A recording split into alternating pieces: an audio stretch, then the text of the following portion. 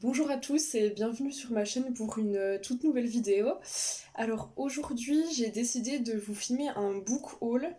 Je sais que le dernier est encore assez récent. Bon, ça fait un mois que je l'ai filmé. Mais en fait, le dernier book haul, il regroupait les achats que j'avais fait durant l'été. Et donc là, ça va regrouper les achats que j'ai fait, et ben du coup, depuis le début du mois de septembre jusqu'à présent. Sachant qu'en fait, la période automnale-hivernale, c'est une période où j'achète pas mal de livres.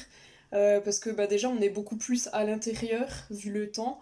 Et j'adore l'automne, enfin c'est vraiment une saison que j'aime bien, parce que voilà, j'adore, c'est très cliché ce que je vais dire, mais j'adore lire un livre au coin du feu avec un petit plaid, une tasse de chocolat chaud ou un café.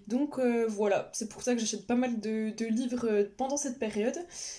Pour le coup, là, j'ai des romans à vous présenter et j'ai aussi deux bandes dessinées.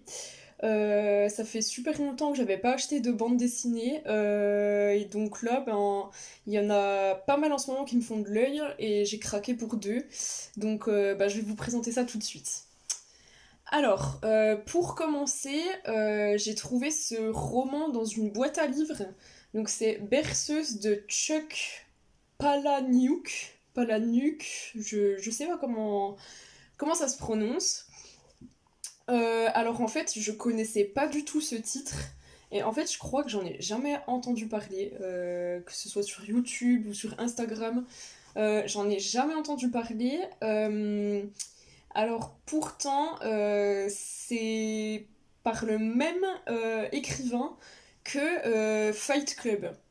Alors, je savais pas du tout. Fight Club, je connais le film, le livre, enfin, je savais que c'était adapté d'un livre, mais alors je savais pas du tout le nom de l'auteur. Et donc, ben, il s'agit en fait de Chuck Palahniuk. Donc voilà, et en fait, là, quand j'ai vu ce livre dans ma boîte à livres, j'ai lu le résumé et j'ai trouvé que ça avait l'air vraiment pas mal.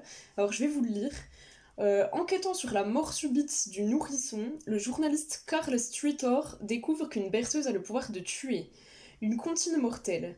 La lire ou simplement y penser en présence d'autrui le plonge dans un sommeil éternel. Sur des lèvres mal intentionnées, imaginez l'hécatombe. Très vite, Carl est dépassé par ce secret redoutable. Or, il ne semble pas être le seul à en connaître l'existence. Voilà, moi ça m'a vraiment donné envie de le lire quand j'ai vu le résumé. Ça a l'air d'être un peu un thriller, mais je sais pas, ça a l'air aussi un peu un thriller, je vais pas dire un thriller médical parce que pas du tout, mais je pense que ça parle aussi de un peu de peut-être de science et tout. Alors peut-être que je me trompe, peut-être que c'est totalement enfin que ça n'a rien à voir, mais en tout cas, je trouve le principe vraiment pas mal et original. Donc voilà, j'ai hâte de le lire pour voir ce que ça donne. Et je pense que venant de l'auteur de Fight Club, ça peut être que bien. Alors, dans un second temps, toujours dans ma boîte à livres, j'ai trouvé ce livre d'Olivier Norek, donc Surface, édité aux éditions Pocket. Ah oui, j'ai oublié pour le livre précédent. C'est édité chez les éditions Le Cercle Point.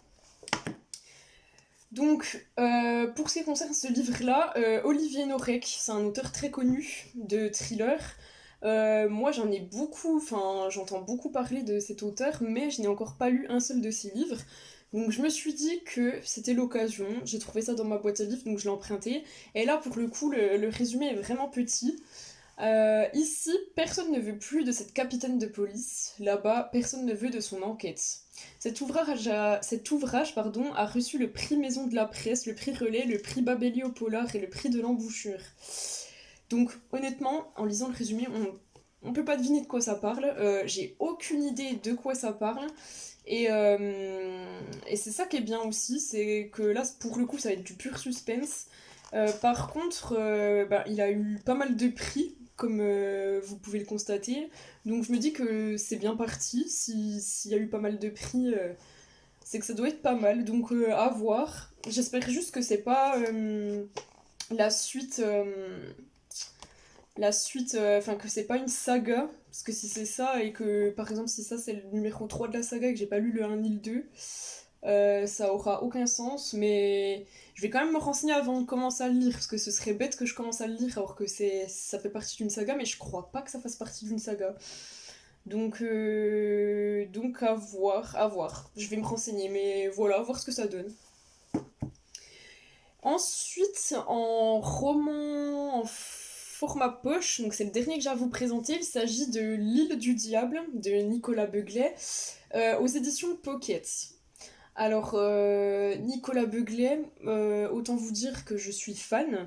En plus, c'est un auteur français, si je dis pas de bêtises, donc c'est vraiment, vraiment bien de mettre à l'honneur des auteurs français. Et il s'agit du troisième tome. Alors attention si vous n'avez pas lu les deux précédents, parce qu'en fait en tome 1 on a Le Cri, et en tome 2 Complot, et là du coup c'est le numéro 3. Donc après, ayant lu les deux autres, il n'y a pas vraiment besoin d'avoir lu les précédents pour lire ceux qui viennent ensuite. Par contre, il y a quelques sous-entendus qui vont faire référence à des événements qui se sont passés dans les anciens. Et du coup, c'est là que vous risquez d'être un peu perdu. Après, vous pouvez quand même suivre l'intrigue principale, il n'y a aucun souci. Mais je vous conseille quand même de commencer par Le Cri et continuer avec Complot. Et celui-ci ensuite. Alors j'ai hâte de le lire, par contre, il est beaucoup moins épais que les autres. Il fait ouais, à peu près 300 pages, alors que les autres étaient beaucoup plus épais quand même. Donc je pense que celui-ci va se lire vraiment très vite parce qu'en fait, jusqu'à maintenant, j'ai jamais été déçue par cet auteur. Ses précédents livres, les deux précédents, je les ai dévorés littéralement. Ça se lit super vite, il y a énormément de suspense. On veut toujours lire un chapitre de plus. Enfin, c'est vraiment du très bon thriller.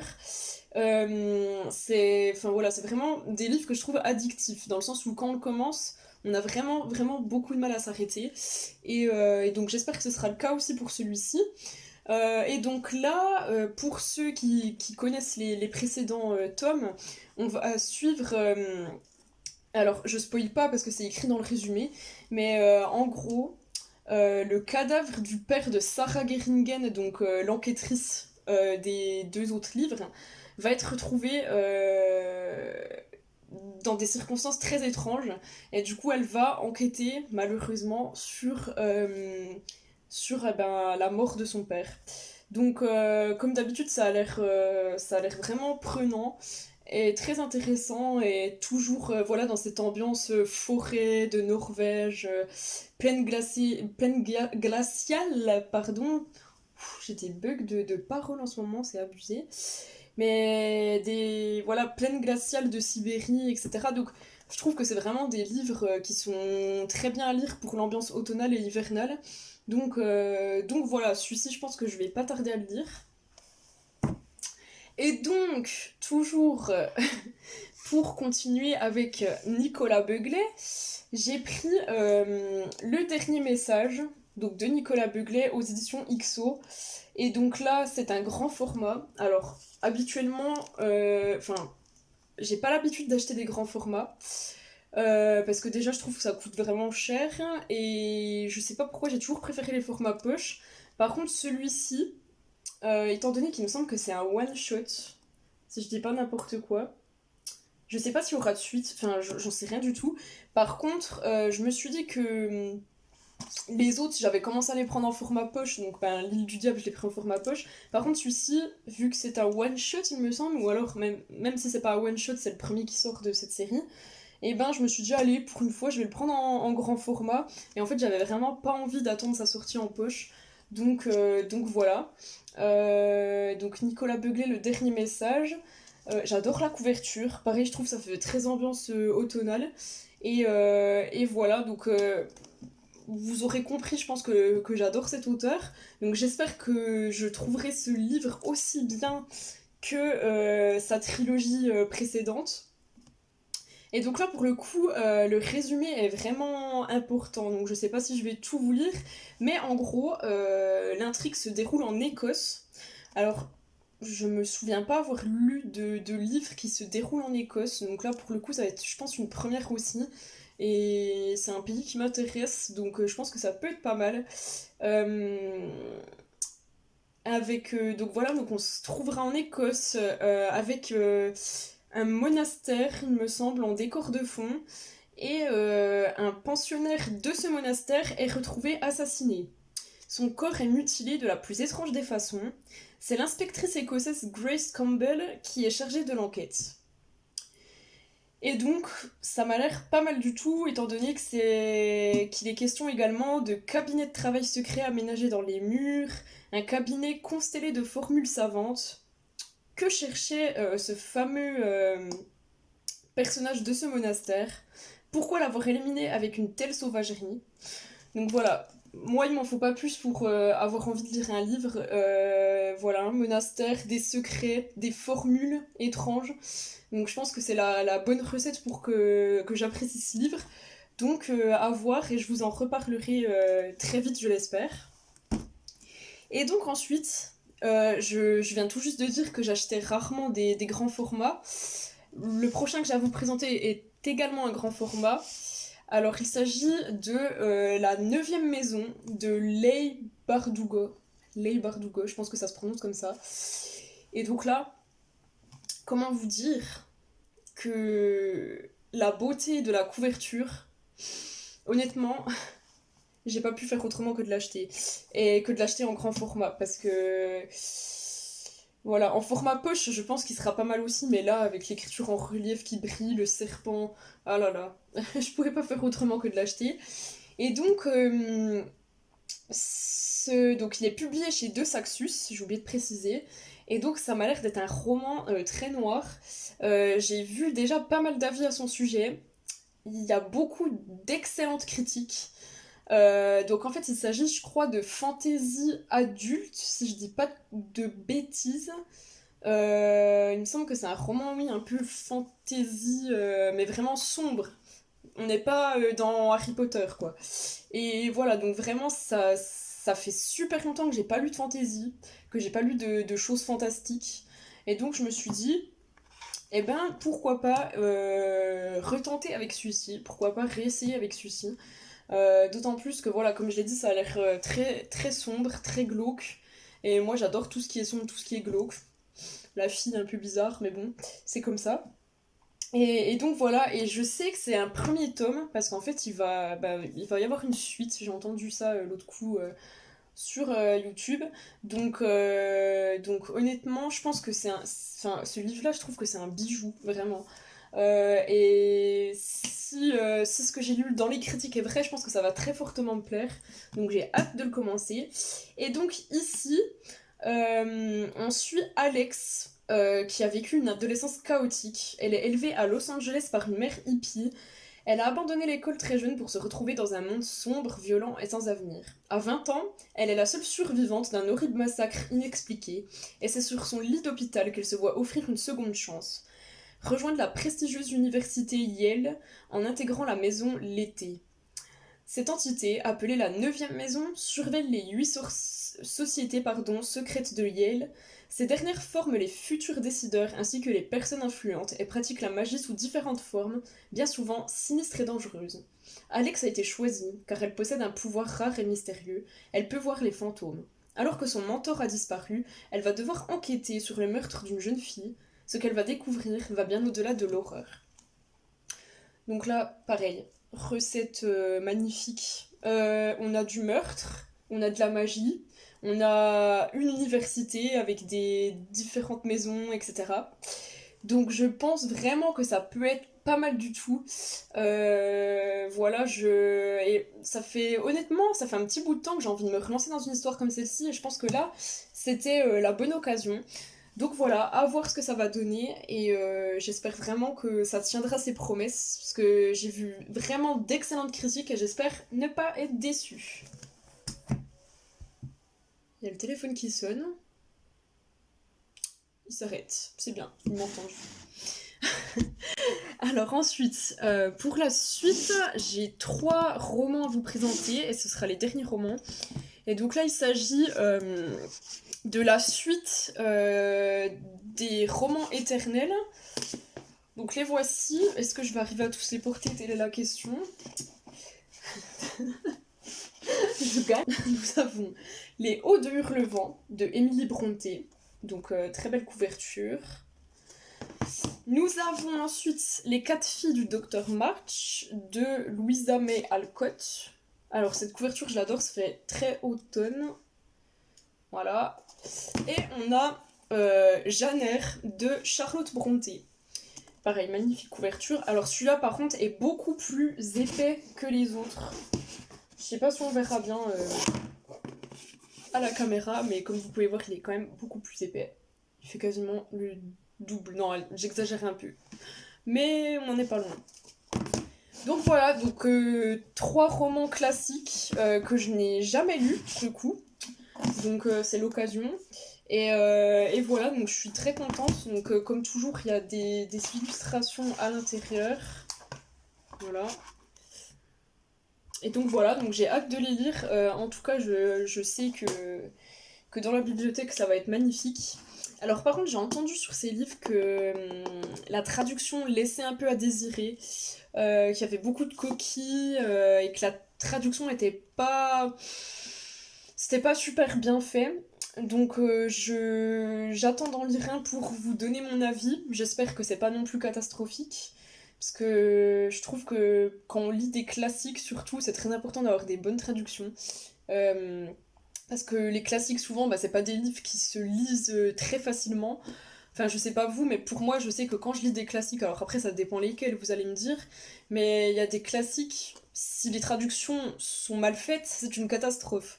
Donc, pour le coup, j'espère vraiment que les traductions seront quand même correctes. Hein, je demande pas à ce qu'elles soient parfaites, mais qu'elles soient correctes. Mais dans tous les cas, pour 9,99 le numéro, je trouve que c'est des très beaux livres-objets. Et que dans tous les cas, même si la traduction n'est pas parfaite, eh bien, ils auront leur effet dans la bibliothèque.